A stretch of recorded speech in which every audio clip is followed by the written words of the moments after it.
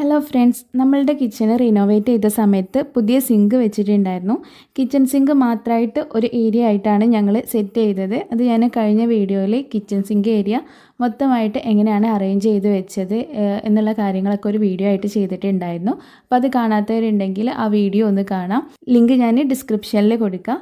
അപ്പോൾ ഈ സിങ്ക് വാങ്ങുന്ന സമയത്ത് എനിക്ക് കുറച്ച് ഡൗട്ട് ഉണ്ടായിരുന്നു. എന്താണെന്ന് വെച്ചാൽ ഏത് സിങ്ക് വാങ്ങണം, അതായത് സിംഗിൾ ബൗൾ വാങ്ങണോ അല്ലെങ്കിൽ ഡബിൾ ബൗൾ വേണോ, അതുപോലെ തന്നെ ഹാൻഡ് മെയ്ഡ് ആണോ അല്ലെങ്കിൽ മെഷീൻ മെയ്ഡ് ആണോ വേണ്ടത്, പിന്നെ സ്റ്റെയിൻലെസ് സ്റ്റീൽ വാങ്ങണോ അല്ലെങ്കിൽ ഇപ്പോൾ ഒക്കെ ഉണ്ടല്ലോ ഒരു ബ്ലാക്ക് കളറിലുള്ള സിങ്ക്, അങ്ങനെ ഏത് വാങ്ങണം, അങ്ങനെയുള്ള കുറച്ച് ഡൗട്ടുകൾ ഉണ്ടായിരുന്നു. അപ്പോൾ ഈ ഡൗട്ടൊക്കെ ക്ലിയർ ചെയ്യാൻ വേണ്ടിയിട്ട് ഞാൻ ഗൂഗിളിലും യൂട്യൂബിലും ഒക്കെ സെർച്ച് ചെയ്തിരുന്നു. പിന്നെ ഞാൻ കുറച്ച് ആളുകളോടും ചോദിച്ചിട്ടുണ്ടായിരുന്നു. അങ്ങനെ ഞാൻ മനസ്സിലാക്കിയിട്ടുള്ള കുറച്ച് കാര്യങ്ങളും പിന്നെ എൻ്റെ എക്സ്പീരിയൻസും എൻ്റെ അഭിപ്രായങ്ങളുമാണ് ഈ ഒരു വീഡിയോയിൽ ഞാൻ നിങ്ങളായിട്ട് ഷെയർ ചെയ്യുന്നത്. അപ്പോൾ അതേപോലെ തന്നെ നിങ്ങളുടെ അഭിപ്രായങ്ങളും എന്തൊക്കെയാണെന്നുള്ളത് നിങ്ങൾ കമൻ്റായിട്ട് അറിയിക്കുക. അതുപോലെ തന്നെ വീഡിയോ ഇഷ്ടമാവുകയാണെങ്കിൽ ലൈക്കും ചെയ്യാം കേട്ടോ. അപ്പോൾ ആദ്യം തന്നെ നമ്മളൊരു സിങ്ക് വാങ്ങുന്ന സമയത്ത് തീരുമാനിക്കേണ്ടത് നമ്മൾ വാങ്ങുന്ന സിങ്ക് സിംഗിൾ ബൗളാണോ അല്ലെങ്കിൽ അത് ഡബിൾ ബൗളാണോ വേണ്ടതെന്നുള്ളതാണ്.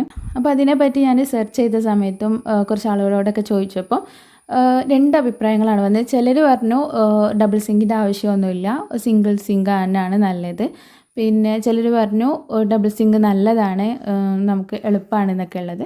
അപ്പം ഞാൻ ഡബിൾ സിങ്കാണ് വെച്ചിട്ടുള്ളത്. അപ്പോൾ അത് ഞാൻ ഉപയോഗിച്ചിട്ടുള്ളൊരു എക്സ്പീരിയൻസ് വെച്ച് പറയുകയാണെന്നുണ്ടെങ്കിൽ നമ്മൾ കൂടുതൽ പാത്രങ്ങളൊക്കെ കഴുകാനുള്ള ഒരാളാണെന്നുണ്ടെങ്കിൽ, അതായത് കൂടുതൽ നമ്മൾ കുക്കിങ്ങും ഒക്കെ ചെയ്യുന്ന ആളാണെന്നുണ്ടെങ്കിൽ നമ്മുടെ വർക്ക് ഏരിയയിലോ അല്ലെങ്കിൽ അങ്ങനെ നമ്മളെപ്പോഴും പാത്രം കഴുകുന്ന ആ ഒരു ഏരിയയിൽ ഇതുപോലെയുള്ള ഡബിൾ സിങ്ക് വെക്കുന്നത് നല്ലതാണ് കേട്ടോ.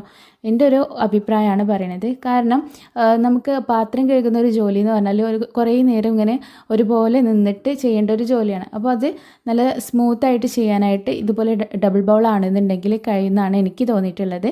കാരണം ഞാൻ കഴുകാനുള്ള പാത്രങ്ങൾ വേസ്റ്റൊക്കെ ഒരു പാത്രത്തിലേക്ക് ആക്കിയിട്ട് കഴുകാനുള്ള പാത്രങ്ങൾ ഒരു ബൗളിലേക്ക് ഇടും.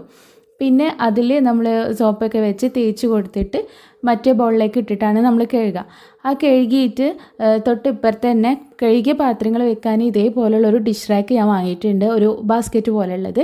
അപ്പം അതും ഉണ്ടെന്നുണ്ടെങ്കിൽ നമുക്ക് പാത്രം കഴുകുന്ന ഒരു ജോലി നല്ല ഈസി ആയിട്ട് ഒരു ഫ്ലോയിൽ അങ്ങനെ ചെയ്ത് പോകാൻ പറ്റും കേട്ടോ. അപ്പം സിങ്ക് വാങ്ങുന്നതിൻ്റെ കൂടെ തന്നെ ഇതുപോലെയുള്ളൊരു ഡിഷ് റാക്കും കൂടി ഉണ്ടെങ്കിൽ നമ്മളുടെ പാത്രം കഴുകുന്ന ജോലി നല്ല ഈസി ആയിട്ട് ചെയ്യാൻ പറ്റും. അപ്പോൾ നമ്മൾ ഒരു ബൗളിലേക്ക് കഴുകാനുള്ള പാത്രങ്ങൾ ഇടുക, അതിന് സോപ്പ് തേച്ചിട്ട് മറ്റേ ബൗളിലേക്ക് ഇട്ടിട്ട് അതിൽ നിന്ന് പാത്രം കഴുകുക. ഈ ഡിഷ് റാക്കിലേക്ക് കഴുകിയ പാത്രങ്ങൾ വെക്കുക. അതിൽ നിന്ന് വെള്ളം തോർന്ന് കഴിയുമ്പോൾ നമുക്ക് ഈ പാത്രങ്ങൾ എവിടെയാണോ വെക്കാനുള്ളത് ആ സ്ഥലത്തേക്ക് ഈ പാത്രങ്ങളൊക്കെ വെക്കുക. അങ്ങനെ എനിക്ക് ഈ ഡബിൾ ബൗൾ വെച്ചതിന് ശേഷം പാത്രം കഴുകുന്നത് നല്ല എളുപ്പമായിട്ടാണ് തോന്നിയിട്ടുള്ളത്. പിന്നെ ഉള്ള ഡൗട്ടായിരുന്നു ഹാൻഡ് മെയ്ഡ് വേണോ അല്ലെങ്കിൽ മെഷീൻ മെയ്ഡ് വേണോ എന്നുള്ളത്.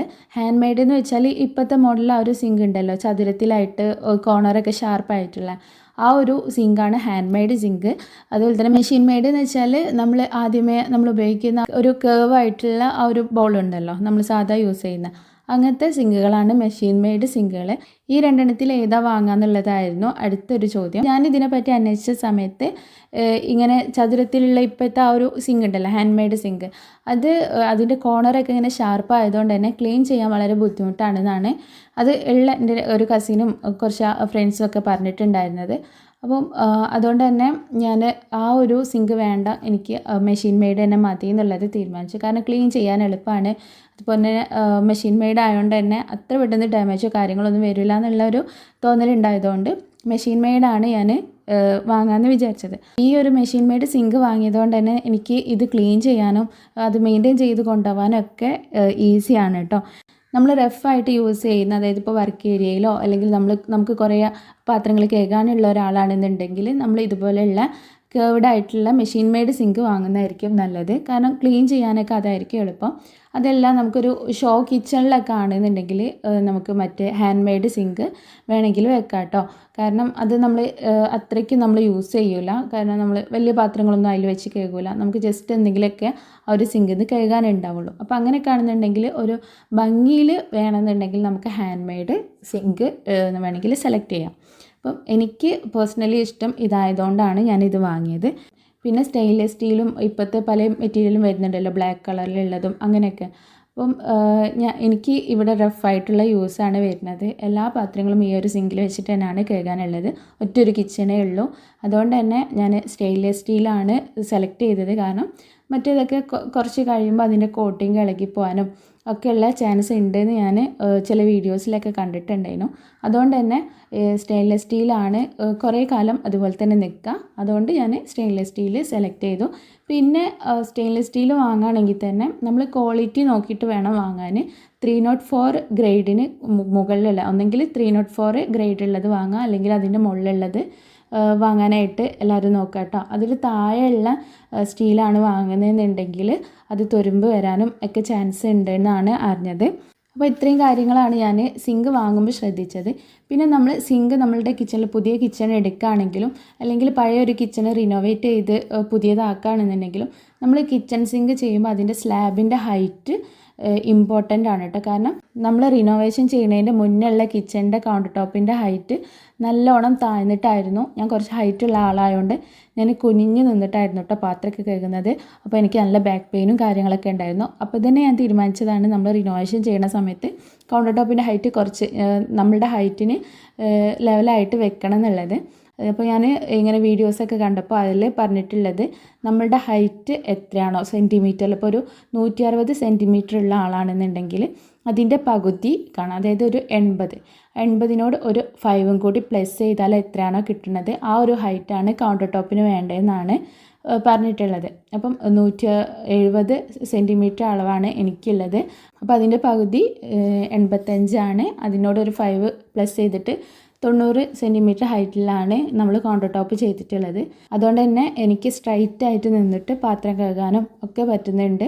അപ്പോൾ ഇപ്പോൾ പാത്രം കഴുകുമ്പം എനിക്ക് എത്ര നേരം വേണമെങ്കിലും നിന്ന് കഴുകിയാലും ബാക്ക് പെയിനോ കാര്യങ്ങളോ ഒന്നുമില്ല കേട്ടോ. അപ്പം കൗണ്ടർ ടോപ്പിൻ്റെ ഹൈറ്റ് നല്ല ഇമ്പോർട്ടൻ്റ് ആണ്. പിന്നെ ശ്രദ്ധിക്കേണ്ട ഒരു കാര്യം, ഈ ഒരു കൗണ്ടർ ടോപ്പിൻ്റെ എഡ്ജസ് ഉണ്ടാവില്ല, അവിടെ നമ്മളൊരു സ്കേർട്ടിങ് പോലെ ഇതുപോലെ ഒരു പീസ് വെക്കണം. അങ്ങനെയാണെന്നുണ്ടെങ്കിൽ നമ്മൾ പാത്രം കഴുകുന്ന സമയത്ത് വെള്ളം ഇങ്ങോട്ട് പുറത്തേക്ക് ഒലിക്കാനോ നമ്മളുടെ ഡ്രസ്സിലേക്കോ നമ്മളുടെ മേത്തേക്കോ ഒന്നും ആവാതെ വെള്ളം അവിടെ തന്നെ സിങ്കിലേക്ക് തന്നെ പോകുന്ന രീതിയിൽ ആയിക്കോട്ടെ ഇതുപോലെ ഒരു സ്കേർട്ടിങ് വെക്കുകയാണെന്നുണ്ടെങ്കിൽ. അപ്പോൾ ഇതെന്തായാലും നമ്മൾ പണിക്കാരോട് പറഞ്ഞ് ചെയ്യിപ്പിക്കുക, ഇതുപോലെ മുകളിൽ ഒരു പീസ് വെച്ചിട്ട് സ്കേർട്ടിങ് ചെയ്യണം എന്നുള്ളത്.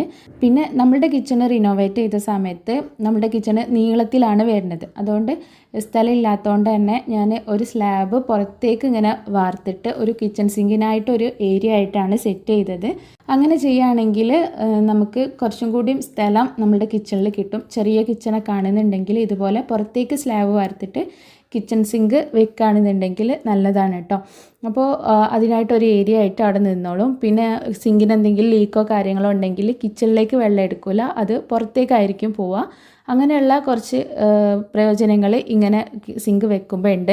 നമ്മളിങ്ങനെ പുറത്തേക്ക് ഒരു സ്ലാബ് വാർത്തിട്ടാണ് കിച്ചൺ സിങ്ക് ചെയ്യണമെന്നുണ്ടെങ്കിൽ ശ്രദ്ധിക്കേണ്ട ഒരു കാര്യം കൂടി പറഞ്ഞുതരാം. നമ്മൾ ആ ഒരു സ്ലാബ് വാർക്കണ അത്രയും വീതിയിൽ ചെങ്കല്ലുകൊണ്ട് ചുവര് കെട്ടാതെ അവിടെ ഹോളോ ബ്രിക്സ് വെച്ച് കെട്ടാണെങ്കിൽ അതായിരിക്കും കേട്ടോ നല്ലത്. കാരണം ഈ ചെങ്കലിൻ്റെ വീതി കുറച്ച് വീതിയിലാണല്ലോ വരുന്നത്, അത്രയും വീതി കഴിഞ്ഞിട്ടായിരിക്കും നമുക്ക് സിങ്ക് വെക്കാൻ പറ്റുക. അപ്പോൾ അത്രയും ഏന്തി വലിഞ്ഞിട്ട് വേണം നമ്മൾ സിങ്കിൽ പാത്രം കഴുകാൻ. അപ്പോൾ നമ്മളിങ്ങനെ ഏന്തി കഴുകുമ്പോൾ നമുക്കൊരു ബുദ്ധിമുട്ട് വരുമല്ലോ. അങ്ങനെ ഇല്ലാതെക്കാൻ ഇവിടെ ഹോളോ ബ്രിക്സ് ആണ് നമ്മളിവിടെ ഉള്ളത്. അതുകൊണ്ട് ഇത്രയും വീതിയാണ് വരിക. ഈ ഒരു വീതി ഓക്കെയാണ്.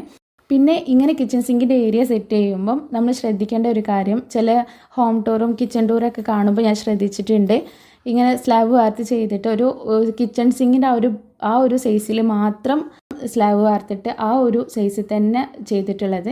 അങ്ങനെ ആകുമ്പോൾ നമുക്ക് പാത്രം കഴുകാനൊക്കെ ബുദ്ധിമുട്ടായിരിക്കും കേട്ടോ. അപ്പോൾ അങ്ങനെ ചെയ്യാതെ നമുക്ക് കഴുകാനുള്ള പാത്രങ്ങളും അതുപോലെ തന്നെ കഴുകിയ പാത്രങ്ങളൊക്കെ വെക്കാനുള്ള ഒരു സൗകര്യത്തിന് സൈഡിൽ കുറച്ച് സ്ഥലം വെക്കാം. ഞാനിപ്പോൾ ഈ ഒരു ഡിഷ് റാക്ക് വെച്ചിട്ടുണ്ടല്ലോ, അത്രയെങ്കിലും ഒരു വീതിയിൽ നമ്മൾ സൈഡിൽ കുറച്ച് സ്പേസ് കൊടുക്കുക. അങ്ങനെ ആകുമ്പോൾ കഴുകി വെക്കാനുള്ള പാത്രങ്ങൾ നമുക്ക് അതിലേക്ക് വെക്കാനുള്ള എളുപ്പത്തിനാവും. അതുപോലെ തന്നെ വലത്തെ സൈഡിൽ നമുക്ക് ഡിഷ് വാഷും സ്ക്രബ്ബറും ഒക്കെ വെക്കാൻ പാകത്തിന് കുറച്ചൊരു സ്പേസും വിട്ടുകൊടുക്കുക.